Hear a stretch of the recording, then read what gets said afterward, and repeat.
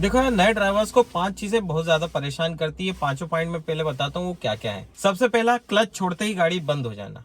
दूसरा, क्लच का biting point नहीं समझ में आना। तीसरा, क्लच और एक्सीलरेटर का कॉम्बिनेशन समझ में नहीं आना। चौथा, ये समझ में नहीं आना कि गाड़ी किस गियर में चल रही है। और पांचवा, सही समय पर गियर नहीं लगा पाना। तो ये 5 मेजर प्रॉब्लम आती है नए ड्राइवर को जब वो ड्राइविंग करना सीखते हैं। तो आज मैं आपको ये पांचों पॉइंट ठीक तरीके से समझाने की कोशिश करूंगा और इनका सॉल्यूशन भी बताऊंगा कि कैसे आप इन सारी चीजों को ठीक कर सकते हो और जल्दी से जल्दी अपनी गाड़ी को भीड़ में या फिर हाईवे पर चलाना सीख सकते हो बिना किसी परेशानी के। तो चलिए दोस्तों, वीडियो स्टार्ट करते हैं। तो दोस्तों, सबसे पहले हम एक समस्या की बात करते हैं। क्लच छोड़ते ही गाड़ी बंद हो जाती है। जो नए ड्राइवर्स होते हैं ना, उनके साथ ये प्रॉब्लम होती है। जैसे ही क्लच रिलीज करते हैं गाड़ी बंद हो जाती है या फिर एकदम झटके से उठती है।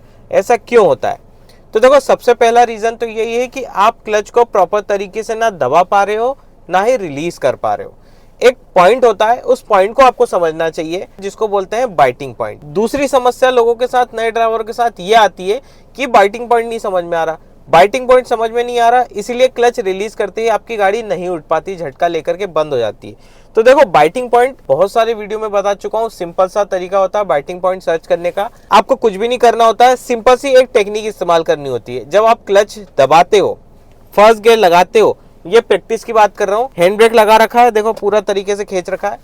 अब मैं यहाँ पे क्लच रिलीज करता हूँ, ठीक है। एक पॉइंट आएगा जहां पे मेरी गाड़ी का साउंड चेंज होगा, आप सुनना, नोटिस करना। यहां पे आपने नोटिस किया होगा मेरा साउंड, मेरी गाड़ी का साउंड थोड़ा सा भारी हो गया था। फिर से सुनना, ये देखो साउंड सुनो, अभी चेंज हो गया। अभी फिर सुनना है।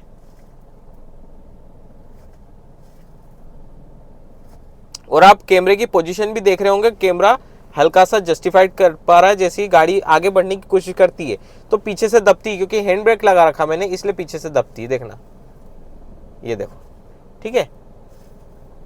मतलब यहां पे क्या हो रहा है, मेरी क्लच प्लेट इंजन के फ्लाईव्हील से कनेक्ट हो रही है और उसका पावर पहियों में आने लग रहा है, जिसकी वजह से गाड़ी आगे बढ़ने की कोशिश कर रही है। यही पॉइंट आपको अच्छे से समझना है। ये समझ लिया तो सारी समस्या दूर।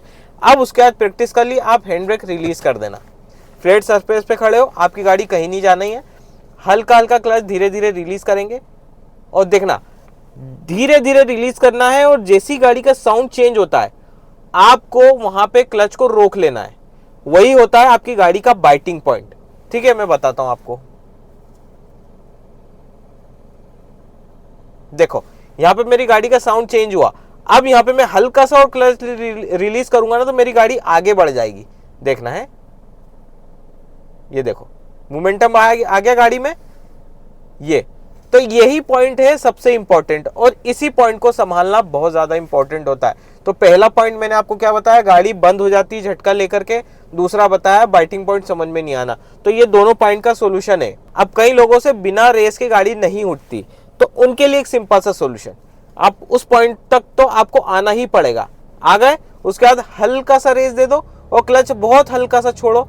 ये देखो, गाड़ी मेरी आगे बढ़ गई, ठीक है। और मोमेंटम जैसी पकड़े गाड़ी, उसके बाद क्लच को छोड़ना है। नहीं तो मोमेंटम पकड़ते से ही क्लच छोड़ दोगे ना, तो गाड़ी झटका लेकर के फिर बंद हो जाएगी। मोमेंटम बढ़ने के 2 4 10 कदम आपकी गाड़ी आगे बढ़ जाए, फिर क्लच को और धीरे धीरे पूरा रिलीज कर देना है। अब इसकी आपको प्रैक्टिस करना है। प्रैक्टिस कैसे करोगे? हैंड ब्रेक लगा रखा है, फर्स्ट गियर लगा रखा है, जल्दी से क्लच रिलीज करना। कहां तक? बाइटिंग पॉइंट तक। ये ऐसे में क्या है, आपको प्रैक्टिस हो जाएगी कि कहां पे जल्दी जल्दी क्लच को रिलीज करना है। क्योंकि कई लोग बोलते हैं कि हम इतना स्लो क्लच रिलीज करेंगे तो पीछे वाले परेशान कर देंगे। तो यहाँ पे एक टेक्निक आपको यही वाली इस्तेमाल करनी है। जल्दी से क्लच रिलीज करना है। कहां तक? सिर्फ बाइटिंग पॉइंट तक। उसके बाद धीरे धीरे रिलीज करना है, तो जल्दी आपकी गाड़ी पिकअप हो जाएगी। अब दोस्तों, तीसरी सबसे बड़ी समस्या, जब गाड़ी आपने चला ली तो वहां पे आप तालमेल फिट नहीं कर पाते हो क्लच का और रेस का। तो यहाँ पे एक सिंपल सी टेक्निक है दोस्तों, वो मैं आपको बताता हूँ। सबसे पहले समस्या समझ लो। समस्या सिर्फ और सिर्फ क्लच की रहती है। इसमें भी क्लच आपने सही से नहीं ऑपरेट करा तो रेस भी आप गलत टाइम पर दे दोगे, और उस समय आपकी गाड़ी झटका लेकर के बंद भी हो सकती है, या ज्यादा रेस हो जाएगी या तो कम रेस हो जाएगी। अब देखो, यहाँ पे कॉम्बिनेशन में आपको वो चीज बताता हूँ। जैसा कि पिछला पॉइंट मैंने आपको डिस्कस करा था, गाड़ी एक्सीलरेटर के साथ कैसे उठेगी, उसी को फॉलो करते हैं अपन, ठीक है। फर्स्ट गियर, क्लच पे, एक्सीलरेटर पे सिर्फ पैर रखा है, मैं प्रेस दबा नहीं रहा हूं, ठीक है, रखा हुआ है। बाइटिंग पॉइंट पे आए अपन, रेस दी हल्की सी, क्लच रिलीज कर दिया, ये गाड़ी उठा ली अपन ने, 10 कदम आगे बढ़ गई, ये क्लच पूरा रिलीज, ठीक है। अब यहाँ पे तालमेल कहाँ गड़बड़ होता है, सेकेंड गियर में जाते समय, जब आप क्लच रिलीज करते हो तब। तो यहाँ पे देखो गियर चेंज करने के समय क्लच दबाओगे, गियर चेंज, एक्सीलरेटर से पैर हटेगा, क्लच बाइटिंग पॉइंट, फिर रेस, और फिर ये क्लच को पूरा तरह से रिलीज। तो यहाँ पे तालमेल बिठाना बस इतना सही है। अब थर्ड गियर में जाता हूँ, थर्ड गियर में भी क्लच दबाया, थर्ड गियर लगाया, क्लच रिलीज बाइटिंग पॉइंट तक, रेस। ये टाइमिंग का खेल है दोस्तों, यहाँ पे टाइमिंग मैच करना है आपको। अब फोर्थ गियर में जाने के लिए वापस क्लच दबाया, एक्सीलरेटर से पैर हटाया, फोर्थ गियर लगाया, क्लच बाइटिंग पॉइंट, रेस, और फिर क्लच को पूरा रिलीज। ये देखो बिल्कुल भी झटका नहीं लगा। इसको स्लो मोशन में भी आप करके देख सकते हो, ये वाली प्रोसेस को मैंने कैसे किया। तो ये तरीका होता है क्लच और रेस के तालमेल बिठाने का। तो इसको आप प्रॉपर तरीके से करोगे ना तो आपको इजी हो जाएगा करना। अभी थर्ड गियर में चला गया फोर्थ से, तो ये देखो आराम से मैं अपनी गाड़ी को उठा पा रहा हूँ, चला पा रहा हूँ। अब यहाँ पे देखो मैं यू टर्न लूंगा, यहाँ पे कॉम्बिनेशन देखना मैं क्या कर रहा हूँ। अभी मैं थर्ड गियर में चल रहा हूँ, ठीक है, स्पीड स्लो हो रही है, ब्रेक दबाया, फिर क्लच दबाया, ठीक है। अब यहाँ से यू टर्न देखना मैं कैसे कर रहा हूँ, क्लच को दबा रहा हूँ, छोड़ रहा हूँ, रेस नहीं दे रहा हूँ। रिवर्स में देखो, ठीक है, सिर्फ क्लच छोड़ रहा हूँ, रेस नहीं दबा रहा हूँ, ब्रेक लगाया, फिर फर्स्ट गियर, यहाँ पे क्लच और रेस दोनों उठाई और ये अपनी गाड़ी आगे बढ़ा ली। मोमेंटम आया, उसके बाद पूरा क्लच छोड़ दिया। तो ये टेक्निक भी आप इस्तेमाल करो, क्लच और रेस का तालमेल बहुत अच्छे से आप कर पाओगे, कोई टफ टास्क नहीं है। अब दोस्तों चौथी सबसे बड़ी समस्या नए ड्राइवरों की, किस गियर में गाड़ी चल रही है नहीं समझ में आता। तो देखो यहाँ पे एक सिंपल सा कॉन्सेप्ट है, आप अपने आरपीएम देख लो, आरपीएम देख करके गाड़ी चलाओ। यहाँ पे आपको सिंपल सी चीज है, 2000 आरपीएम पे आपकी गाड़ी चलाना चाहिए। 2000 से ऊपर अगर आप गए 1800 और मैक्सिमम 2000 से जैसी आपकी गाड़ी ऊपर जा रही है तो आपको गियर अप शिफ्ट कर लेना है, सिंपल सी चीज, उसमें आपको समझ में आ जाएगा। फर्स्ट गियर में मैं आपको बता देता हूँ, आरपीएम में आपको बता दूंगा, ठीक है। किस गियर में गाड़ी चल रही है वो भी आपको समझ में आएगा और कौन से गियर में आपको शिफ्ट होना है वो भी आपको समझ में आएगा। तो ये कंफ्यूजन बड़ा होता है नए ड्राइवरों को, तो वो भी आप क्लियर कर लेता हूँ, है ना, ठीक है। फर्स्ट गियर, गाड़ी उठाई, गाड़ी यहाँ पे 2000 आरपीएम पे जरूरी नहीं जाना, जैसी गाड़ी उठ जाती है 1500 आरपीएम पर भी आप पर सेकंड गियर लगा सकते हो, ठीक है। अब सेकंड गियर में आ गया, ठीक है। अब मैं जा रहा हूँ, ये देखो 2000 आरपीएम टच हो गए, मैं थर्ड गियर में चला गया, वापस से आरपीएम डाउन हुए थर्ड गियर में, ठीक है। अभी इससे आगे चलते हैं अपन, फिर 2000 आरपीएम टच हो गए, ठीक है, फिर फोर्थ गियर में चला गया।